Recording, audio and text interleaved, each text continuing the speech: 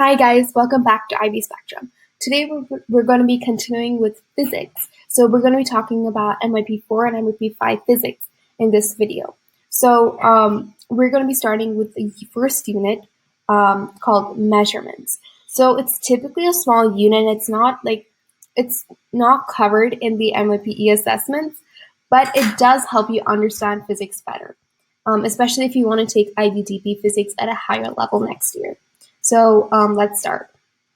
We're going to be talking about SI units. So when we're talking about SI units, physical quantities are those quantities that can be measured. So for example, time is a physical quantity because it can be measured with a stopwatch. Weight is a physical quantity because it can be measured with a weighing scale.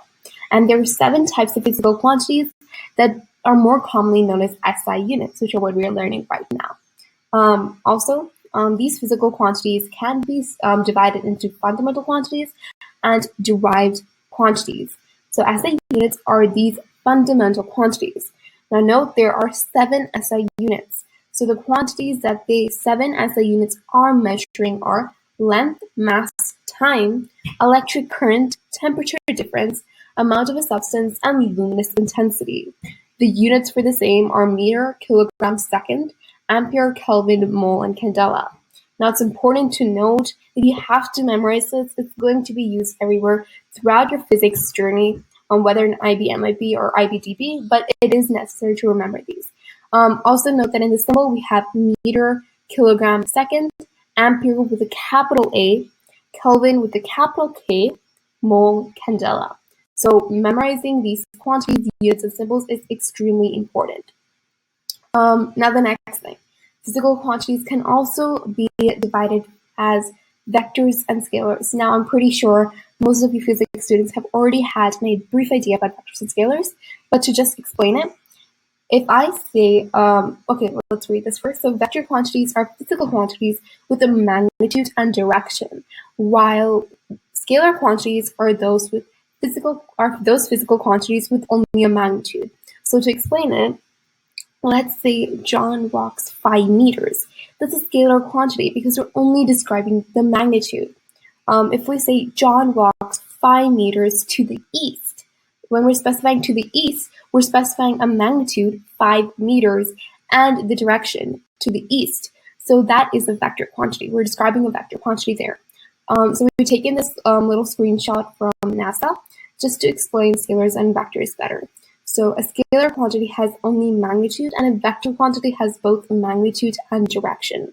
So examples of scalar quantities are length, area, volume, speed, mass, density, pressure, etc. And then the vector quantities are displacement, velocity, acceleration, and the list goes on. So just to sum it up, vectors, magnitude, and direction, while scalars just have a magnitude.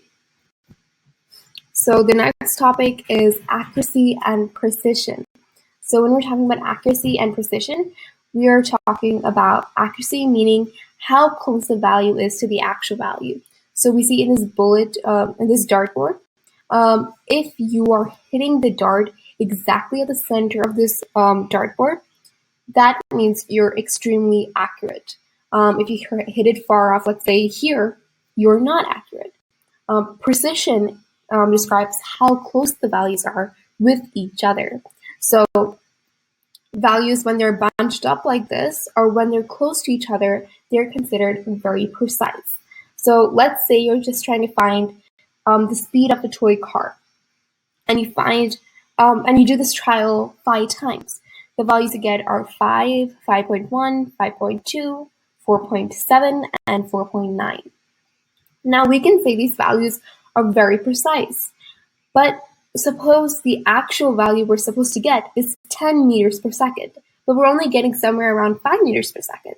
That means our values are not accurate. So even though they are precise, they are not accurate. This is another thing that's important in accuracy, that's important in physics. It will be used in criterion B and C, so make sure you understand these concepts clearly. Accuracy is how close the values are to the actual value, to the value that's supposed to be correct, while precision are how close the values are to each other trial value. And so just to look at this, it's just a pictorial representation. In this dartboard, we see that it's mostly scattered around, so the values are not close with each other. So there's a low precision. And there's also low accuracy because they're nowhere close to the center. Now here, we see that most of the values are close to the center. There is a high accuracy, but the values are still further from each other. So there is a low precision. 1 second. So even though the values might seem that they're close to each other, it is actually not, because this could be a 1 centimeter difference, a 2 centimeter difference, but it is actually a humongous value, difference in value. So when we're looking here, we see that the values are close to each other. So it's extremely close. I mean, there's a high precision, but at the same time, it's not close to the center, a low accuracy. So in this example, we see that it is in the center and the values are close to each other. So high accuracy and high precision. So I hope you understood this concept. Accuracy means how close they are to the center, and precision means how close they are with each other. Oh, okay, so these are the questions. What are the SI units? So just take 5 seconds. I'll give you 5 seconds and I'll show you the answer.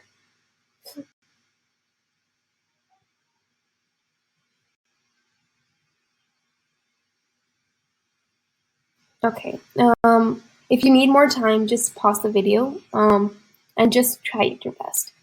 Okay, so the SI units again are mass, time, length, temperature, flow of charges, or electric current, amount of a substance, and luminous intensity. So you have kilogram, second, meter, Kelvin, ampere, moles, candela, kg, second, meter, Kelvin, ampere, mole, candela. And yes, this will take some time to remember, but again, as you go through the whole MYP journey, you'll find yourself using these SI units more often, so you will eventually get to learn them. Yeah, so the next thing we wanted you to do is find how accurate and how precise these values are. So just specify whether they have a high accuracy, a low accuracy, based on A, B, C, and D. So we'll give you 5 seconds again, so just take your time and solve it. If you need more time, pause the video.